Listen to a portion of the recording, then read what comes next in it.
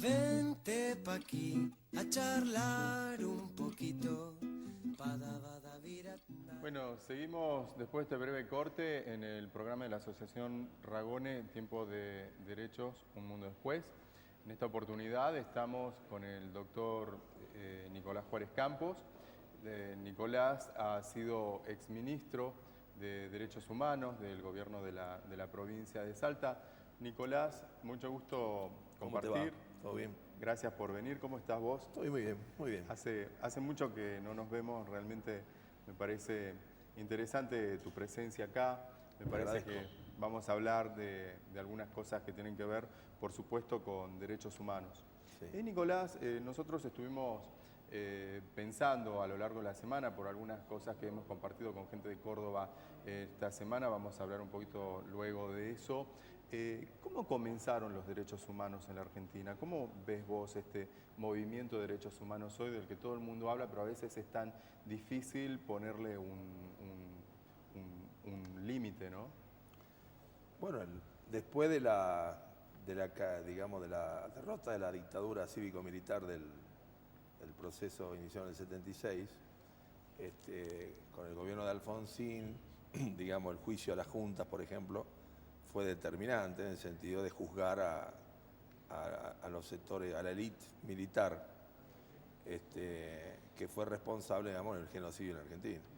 Lo interesante es analizar, me parece a mí, porque como bien decís vos, nos llevaría mucho más tiempo, es que en la carta de Rodolfo Walsh del año 77, dirigida a la Junta Militar, si uno analiza exhaustivamente esa carta, se encuentra que están todos los parámetros, todos los significantes más importantes en cuanto a contenido de lo que estamos viendo en esta etapa.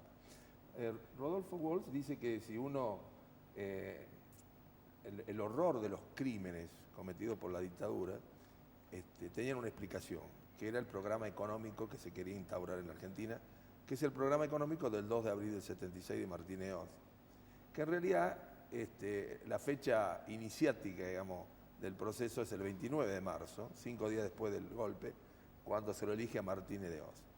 ¿Quién era Martínez de Oz? Martínez de Oz integró, después del triunfo Perón-Quijano, en el año 46, integra un grupo que se llama Ateneo de los Jóvenes Democráticos Argentinos, que te digo y pongo énfasis en la palabra porque es un tema que hay que analizar en Argentina.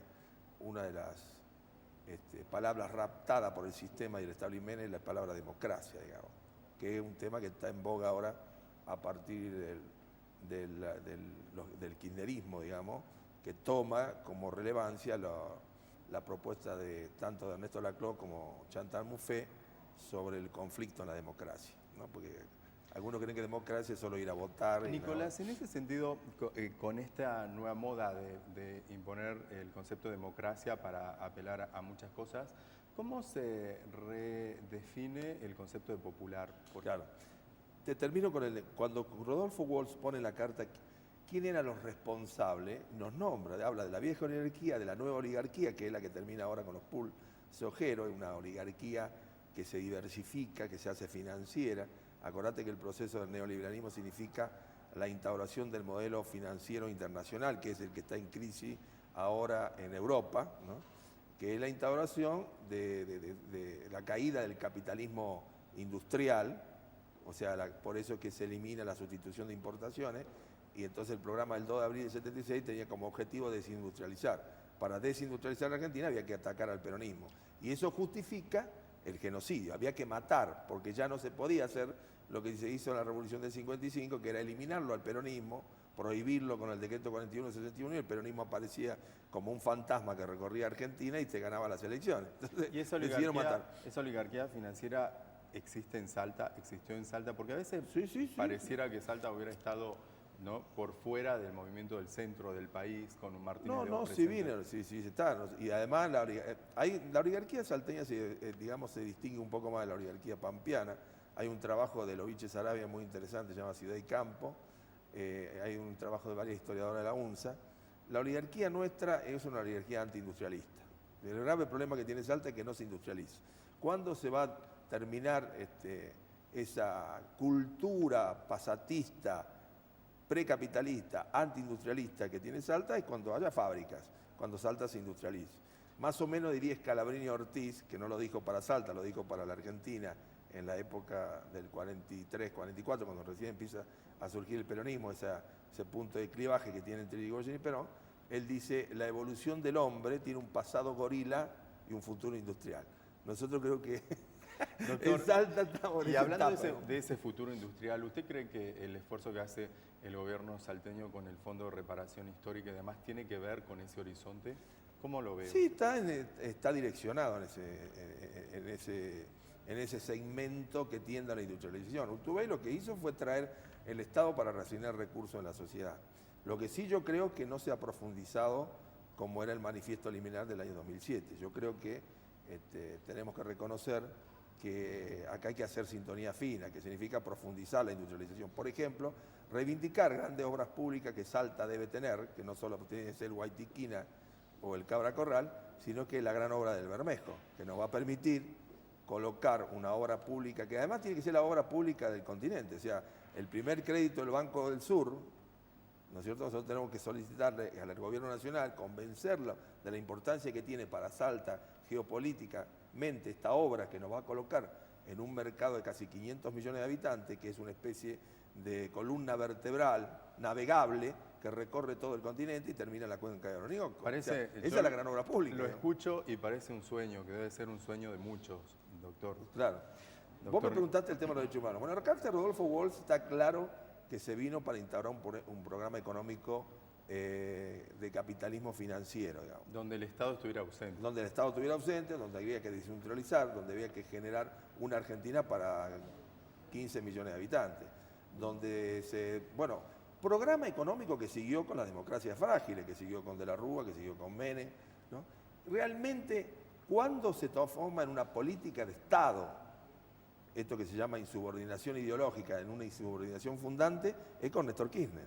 Yo creo que hay una frase importante de Néstor, y vos la conocés muy bien porque está en eso y sos un militante de eso, cuando él dijo, nosotros somos los hijos de las abuelas y las madres. Yo creo que y cuando pide perdón en la ESMA, en nombre del Estado represor. En ese momento, Nicolás, ¿vos sentís que hubo un antes y un después de Néstor en derechos humanos en Argentina? Sí, ¿Cómo totalmente. lo podés definir? ¿Qué sentiste vos cuando bajó el cuadro, Néstor? Yo yo sentí que empezó la reparación histórica, después empezaba la económica, nosotros hoy estamos en una reparación cultural, por eso el tema de la ley de medios.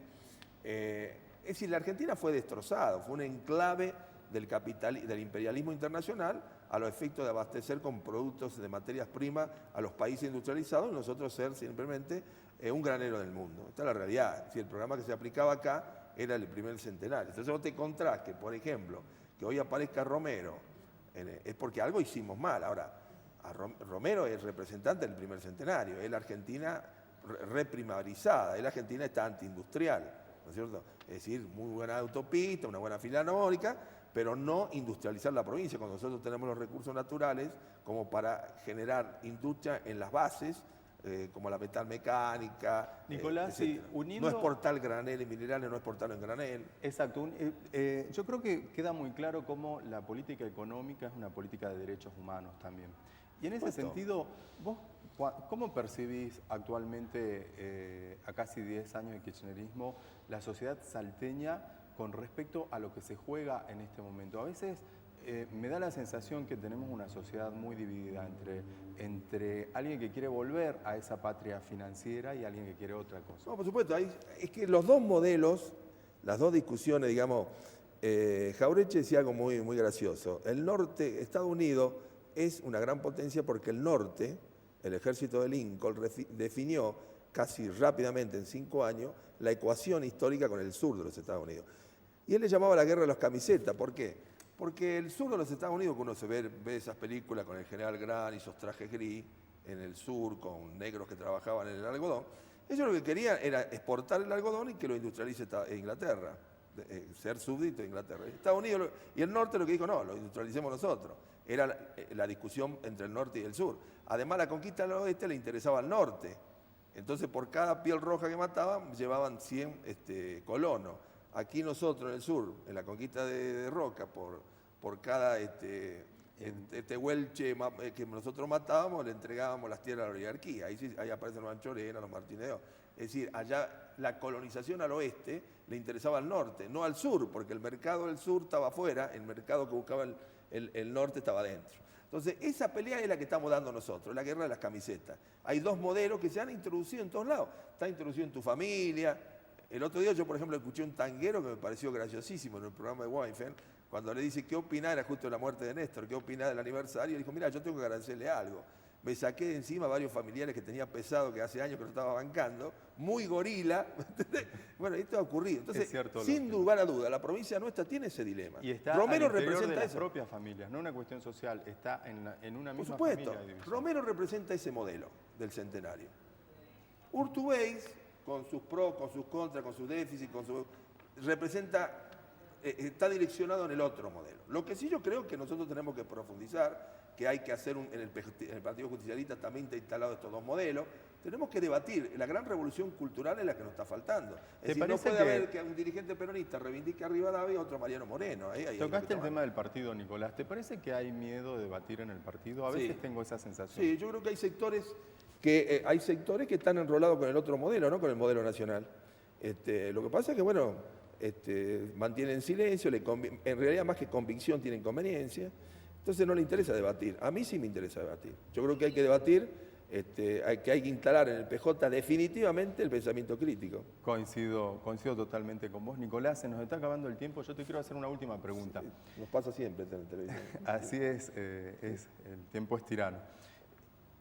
Hablando de tu gestión y la gestión actual en materia de derechos humanos en el gobierno, ¿qué diferencias ves? Yo fui ministro de Justicia, Seguridad y Derechos Humanos. Claro. En el tema, en el tema seguridad nosotros creo que pusimos más énfasis en la prevención.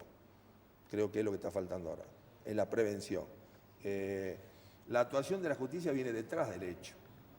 Hay que anticiparse al hecho. Yo creo que en eso es importante tener una policía muy capacitada y conducida por los mejores componentes. Yo creo que esto es como la película, buenos y malos hay en todos lados, digamos. Hay que tratar de que conduzcan los buenos.